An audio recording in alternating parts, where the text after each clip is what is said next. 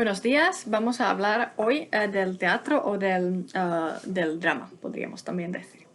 Bien, entonces el teatro o el drama es un género literario destinado a ser representado, ¿no? Entonces, claro, eso hace de él un género muy especial porque, claro, allí entran en juego muchas otras cosas que solamente el texto y el lector. Claro, son textos que evidentemente se pueden leer, pero claro, están destinados a ser representados. Entonces, cuando vemos una obra de teatro, una representación, también entran en juego muchas cosas diferentes.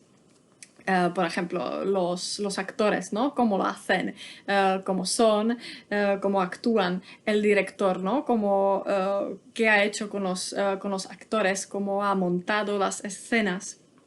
Entra en juego la escenografía, que también es importante, la interpretación concreta, ¿no? Hecha por el director y por los actores de una obra de teatro. Entonces, claro, y luego está el espectador, ¿no? que lo ve, que lo mira, ¿no? y hace su propia interpretación y tiene su propia impresión, ¿no? de lo que ve. Entonces es un proceso, digamos, complejo, donde entran en juego muchas cosas diferentes y creo que es muy interesante ver una obra de teatro representada por diferentes compañías o hecha por diferentes actores o hecha por diferentes directores con diferentes escenografías, ¿no?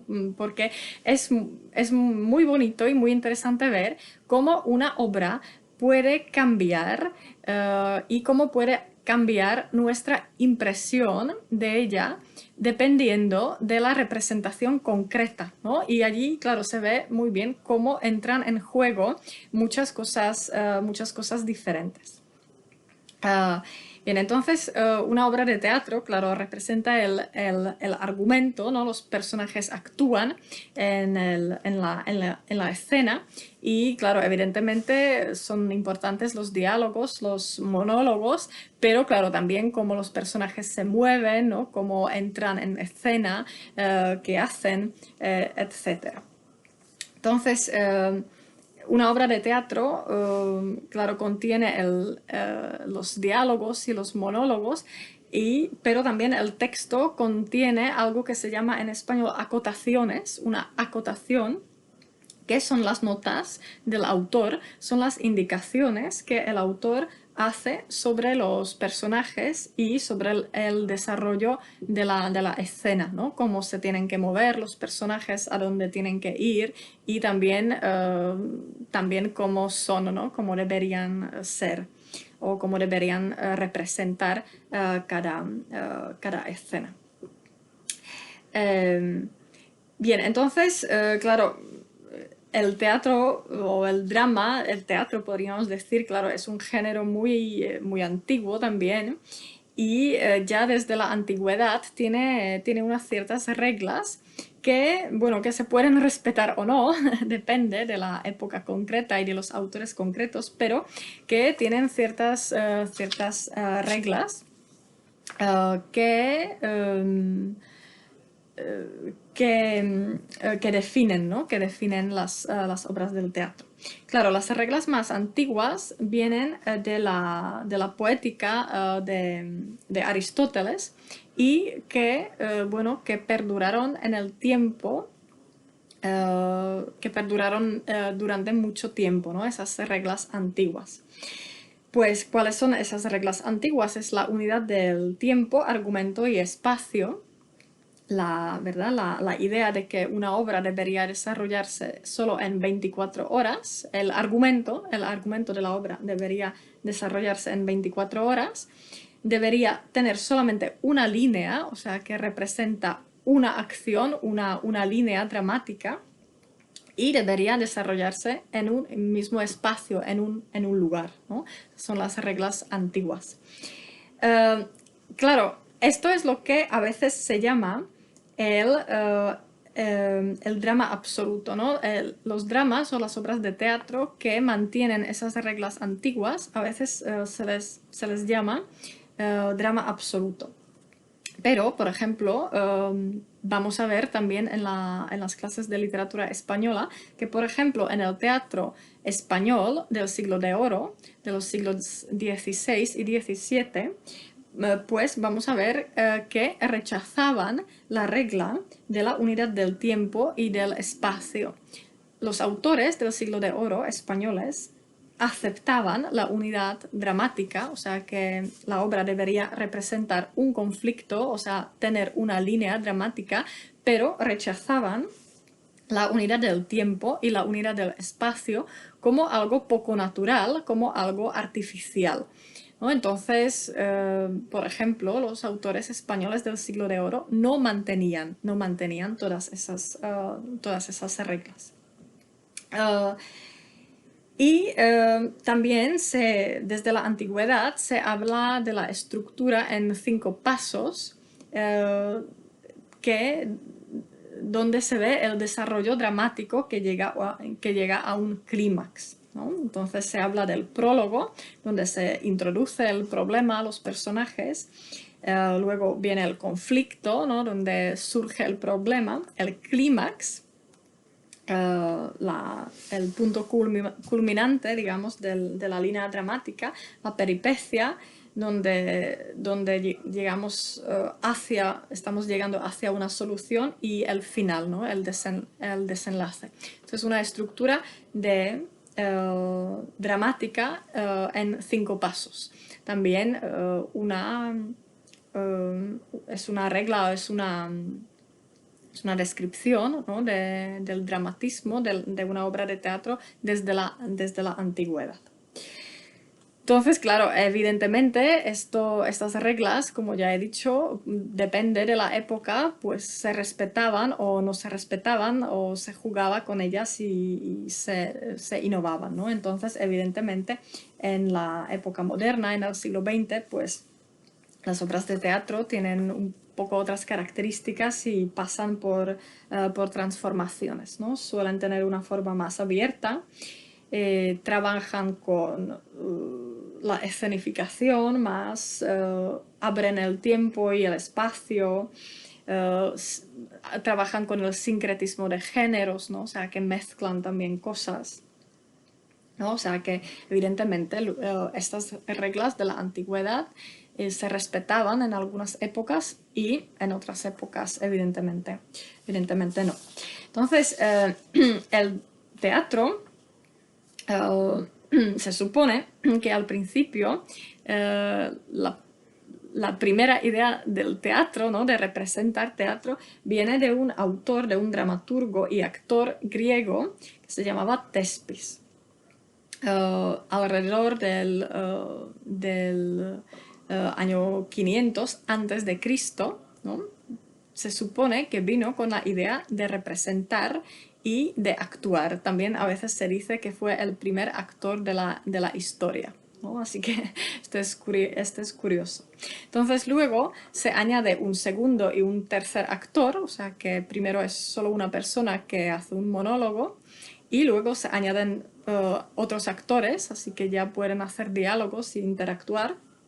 Y luego se inventa el coro. El coro, o sea, sbor, que es importante porque el coro tiene la función de comentar la situación de los protagonistas. Y también el coro refleja las opiniones de la colectividad, ¿no? Las opiniones del pueblo, de la ciudad, de la nación, reflejan, digamos, lo colectivo. Representan el colectivo en el que se mueven los protagonistas, los héroes. Y claro, el coro se mantiene hasta el teatro moderno. Shakespeare utiliza el coro, y vamos a ver también vamos a leer un trozo de una obra de Lorca, donde también podríamos decir que Lorca está utilizando esta idea del coro, ¿no? El coro que comenta la situación de los protagonistas y que representa el colectivo. Bien, no vamos a tratar toda la historia del teatro mundial porque sería interminable, pero solamente quiero decir un par de cosas, ¿no? El gran momento del teatro llega en el siglo XVI y XVII.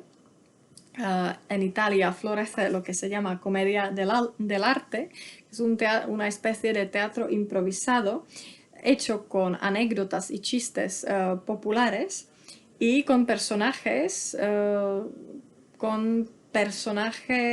repetidos, o sea, personajes que siempre se repiten, son tipos de personajes que siempre se repiten, siempre son los mismos, que tienen un cierto papel que representan siempre, ¿no? Y es una especie de teatro improvisado hecho con chistes y anécdotas populares, comedia del arte.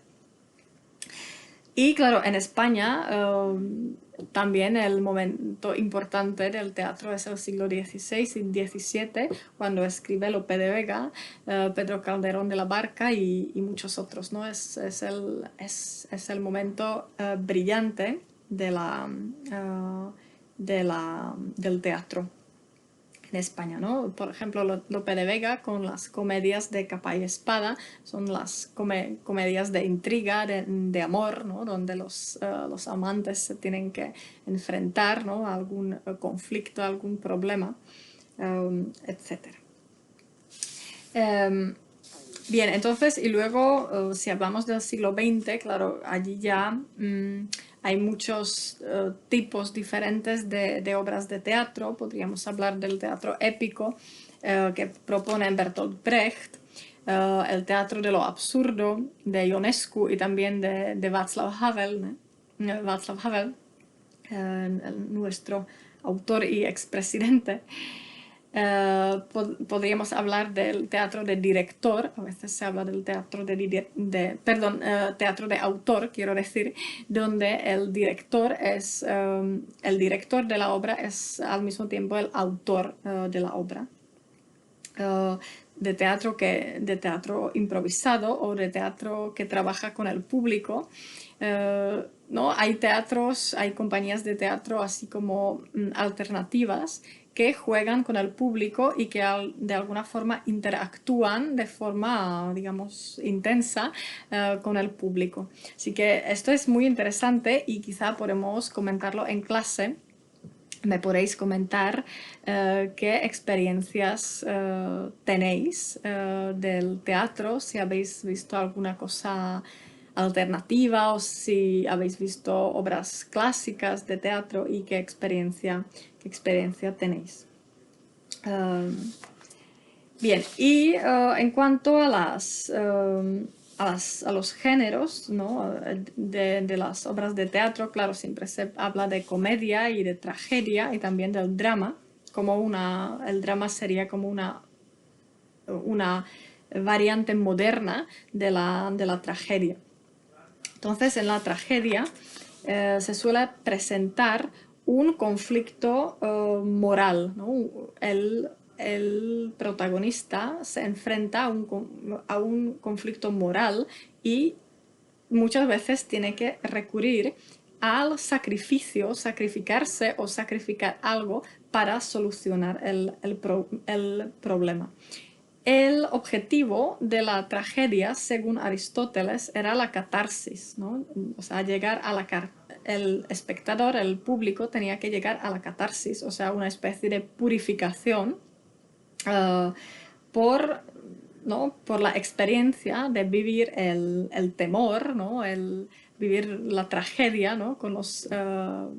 con el protagonista, también por compasión, ¿no? Vivir el temor, el drama y la compasión. Entonces se suponía que el espectador llega a la catarsis, ¿no? A una especie de estado de purificación.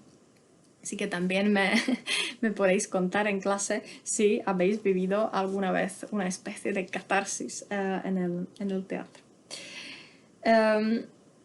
Es interesante que en las tragedias a veces las escenas o los eventos, los actos más claves o más graves, a veces no pasan en la escena, sino fuera de ella, ¿no? cuando pasa algo, alguien mata a alguien, por ejemplo, a veces no pasa en la escena, sino que solamente se habla de ello. Esto también es típico en el teatro del siglo de oro español, donde muchas veces el acto más grave, más clave, no se ve en la escena, no se ve, pasa fuera de escena y los personajes solamente lo comentan qué ha pasado, ¿no? Así que eso es típico quizá en ciertas épocas y en ciertas tragedias. Y el drama se origina en la segunda mitad del siglo XIX como un género que empieza a sustituir la tragedia. Y suele tratar el tema de la determinación del hombre por el ambiente, ¿no? O sea, que cómo nos determina el ambiente en el que vivimos y el ambiente en el que nos desarrollamos, en el que crecemos, cómo nos determina. Cómo nos determina lo que nos rodea, ¿no? Así que se podría decir que el drama es una especie de variante, ¿no? De variante de la tragedia. Y en cuanto a la comedia, en la comedia el conflicto suele ser exagerado, suele ser banal, pero exagerado, y suele tener una solución fácil que el espectador ve, el espectador sabe cuál sería la solución ideal del problema, pero el protagonista no ve esa solución, ¿no? No la está viendo, entonces enreda más las cosas. Y claro, en cuanto a las comedias podríamos hablar de muchos tipos diferentes de comedias, por ejemplo, comedias de situación, donde la clave son las situaciones, lo que aporta el humor son las situaciones que suelen ser absurdas, ¿no? Las situaciones en las que se encuentran los personajes, o comedias de salón, donde lo importante son los diálogos, donde a lo mejor no hay mucho argumento, pueden tener poco argumento, pero lo cómico está en los diálogos, ¿no? Lo cómico está en lo que dicen los personajes y en cómo hablan, entre ellos, en cómo hablan unos con otros, ¿no? Comedia de salón. Poco argumento, pero diálogos importantes. O comedia de intriga, donde lo principal es el argumento, las intrigas que hace un personaje, ¿no? y los enredos. Este tipo de comedia quizá es menos habitual hoy en día, pero quizá era más habitual en la época del siglo de oro, en el siglo XVII, XVIII. Por ejemplo, a lo mejor conocéis la ópera de Mozart, Così fan tutte, donde el argumento sería un ejemplo de comedia de intriga, ¿no? Si no me equivoco, son dos matrimonios.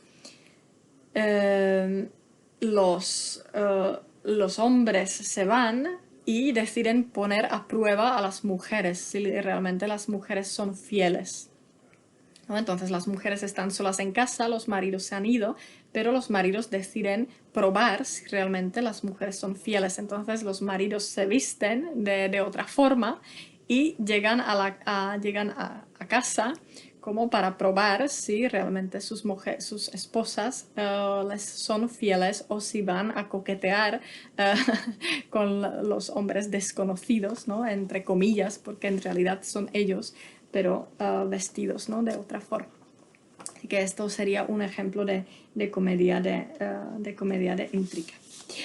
Bien, entonces tenéis también fotocopias. En la fotocopia que se llama Lorca tenéis un trozo de la obra Yerma de Federico García Lorca. Podemos leer este trozo y luego en clase lo comentamos. Y en la misma fotocopia también tenemos un trozo de de una obra de Wolfgang Kaiser, que ya hemos hablado bastante de él, que era un crítico literario alemán, ¿no? Que escribe sobre literatura y sobre diferentes géneros literarios. Y aquí tenemos un trozo donde Kaiser nos explica cuál es la relación entre el teatro y la técnica, ¿no? Cuál es la relación entre las obras de teatro y la técnica. Así que esto también podéis leerlo en casa y luego lo comentamos en clase. Y luego tenéis la última fotocopia que se llama Miura. Es la fotocopia en la que tenéis un trozo de una obra de teatro que a mí personalmente me encanta, que se llama Tres sombreros de copa, del autor español Miguel Miura.